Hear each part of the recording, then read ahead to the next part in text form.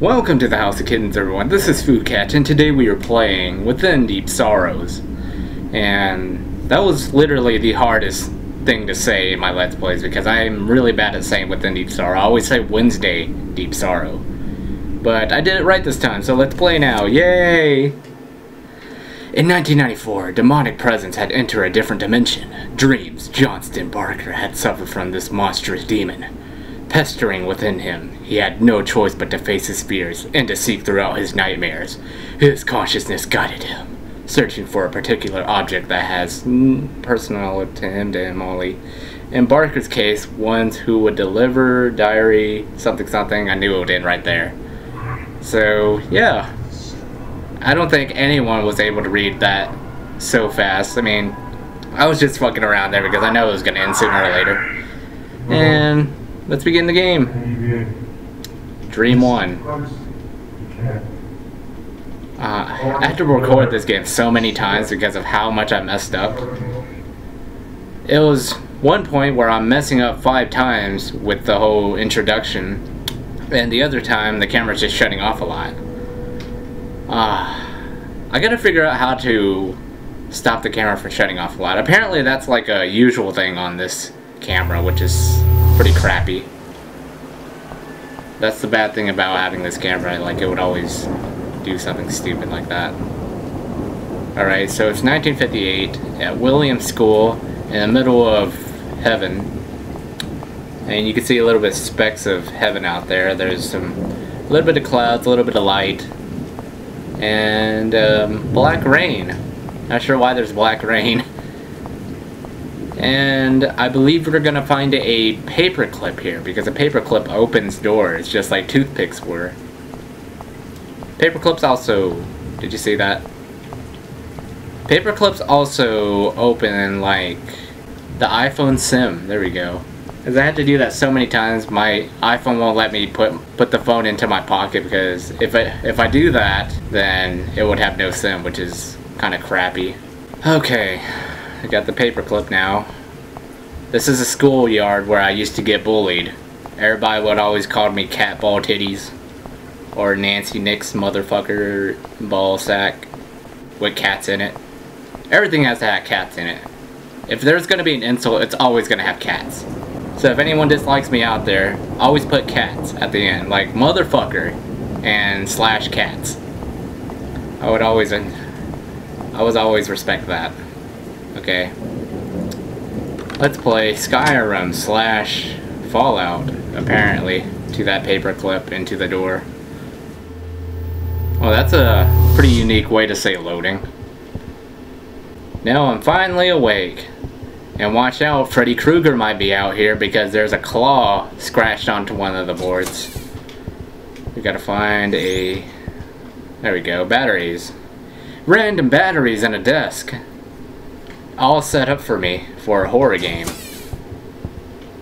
The door just pushed me. And now it is time to go to... turn on the lights. Yep, we turn on the lights. I don't know why people would think that's scary. That's one of the cafeteria ghosts is just fucking up on the cafeteria food. And here's the gym. This is where people used to throw dodgeballs at me. And I'm actually being truthful here. People used to throw dodgeballs at me. It's called, I believe, Monster in a Cage. Because people would use me as a shield, like, pretty much the entire class would use me as a shield. And that is pretty much the most dick thing to ever do. It's like, is everybody ready to play Monster? Everybody gets behind me. Yes. And I'm just like, fuck you guys. I never liked that school. That school was always, like, trying to use me as, like, a sort of shield to block them to win the game. But you'll be surprised, I won the game. It's because I'm dodging. But most of the time I don't dodge, so I'm the first one to get out. Dodgeball's fun though, Monster in a Cage is fun. Especially when you're the one who's the last remaining. And they'll try and use me as a shield. Doesn't work. One person tried that. They were hiding behind me, I ducked, dodgeball hits them in the face. And I couldn't be any happier because they deserved it. Okay, here's the Freddy Krueger sign where he scratched one of the boards, so that's creepy. Okay, so now we are going to get what is a so-called sack barrel, but I would call it a lifter because it lifts like a truck lifter. But whatever they want to call it. I call it a lifter. They call it a sack barrel. I don't know what a sack barrel, how they got the name sack barrel, but sack barrel. There we go. And Johnston Barker down there, it's about his ID where you can take his social security number and steal all of his $1 million off his bank account. So we're going through this game pretty easily. It's almost been actually it's been 6 minutes. Holy crap. I think it's because this character is moving so slow. Why are you moving so slow, man? And it takes you so long that it takes this long for my camera to record. Jeez. Alright, I hate how this is in order. You have to put the chair here first, and apparently there's another chair on the side. And in reality, I would just jump over both, but I guess in dreams you can't jump, which is kind of retarded. And if I was like dreaming and then jumping, I would probably jump out of my bed, so maybe that's understandable. That's probably what the developer was thinking. If you jump out of this game, you're jumping in bed. But then again, he did jump at the end of the game, which is really retarded. So he possibly jumped out of... Wait. No, he didn't jump out of his bed. He was still in bed. So why don't you jump? Why don't you jump, sir? You gotta jump if you want to be successful in this game. And run faster. I'm assuming this is a fat guy. He's invisible, but he's a fat guy. As nobody could be moving this slowly. Not a lot of physical activities out there, have you? Math class. That's one of his memories. He remembers failing in math class. Hey, if you fail in math class, I'll be there. And it's not because I'm Asian. I'm actually good at math. It's probably the most enjoyable subject to me because I always finish like 20 minutes early when I do my math homework. It's like, go to page, blah blah blah, and do these problems. I finish it so quickly that I get to wait the 20 minutes.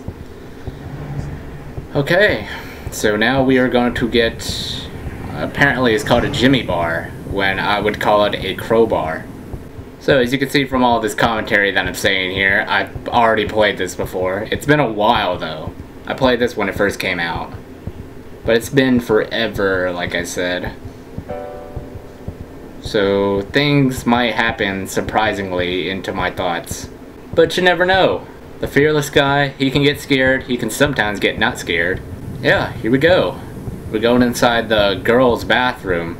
You never know what you'll find in there, because it's breaking school rules.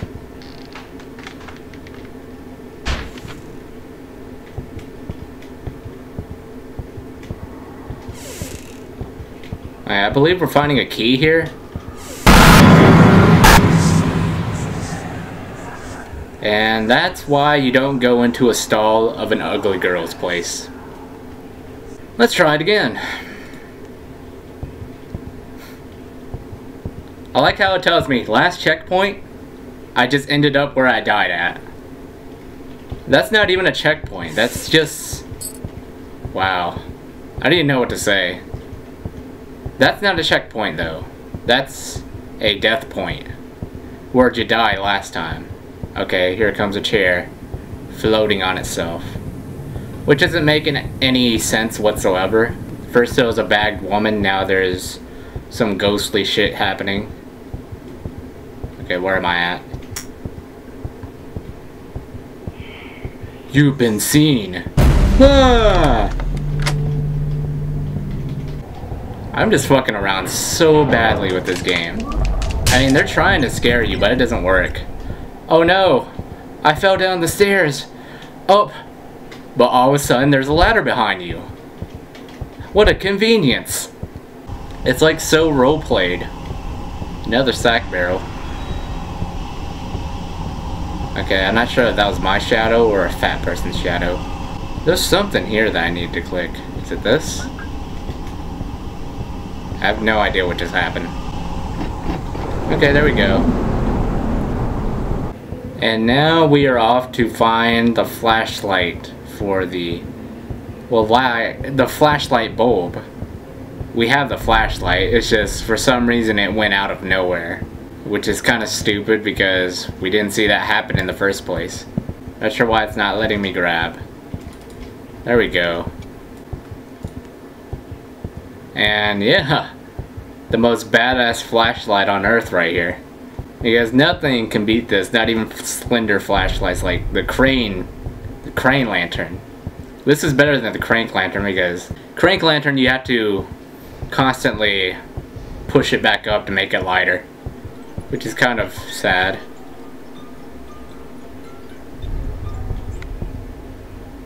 Okay, that was bullshit. Waste of money at Toys R Us. Alright, I wanted to show you guys something here. Since these are upside down, you know what's upside down here. Well, surprisingly, the hallway's not upside down, but the bathroom is upside down.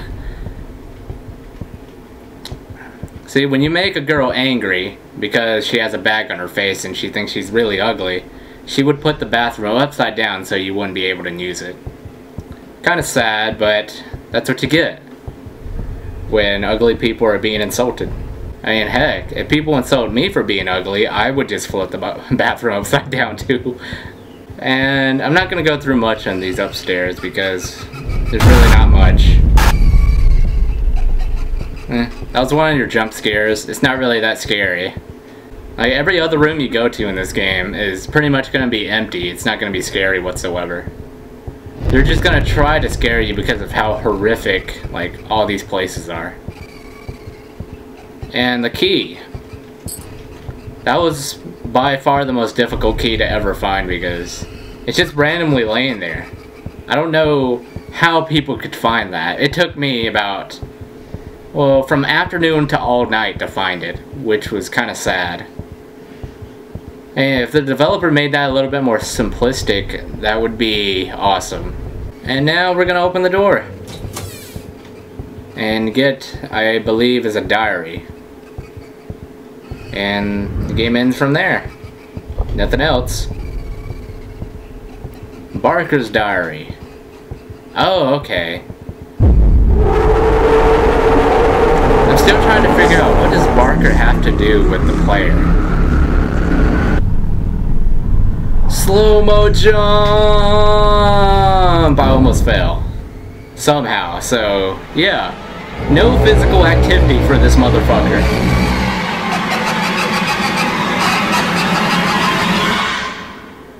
Okay. This game is just so jokey. I just woke up. It kind of starts out like at the end of Evil, and there's like no player model to this player. When you see him in like first person, it's just, there's nothing. It's just a flashlight like floating on itself. Alright, thank you for playing. So that was Within Deep Sorrow. I'm surprised how highly rated it was when it mostly focuses on scares. I didn't really understand the story that much. And yeah, I didn't really need to check any of those other rooms upstairs because they're all mostly pointless. So I hope you guys enjoyed Within Deep Sorrow. Subscribe in the outro if you have not. Share this to your friends on Facebook and Twitter. And as always, stay awesome kittens, stay awesome cats, stay awesome cat army. I will see you then. Here we go.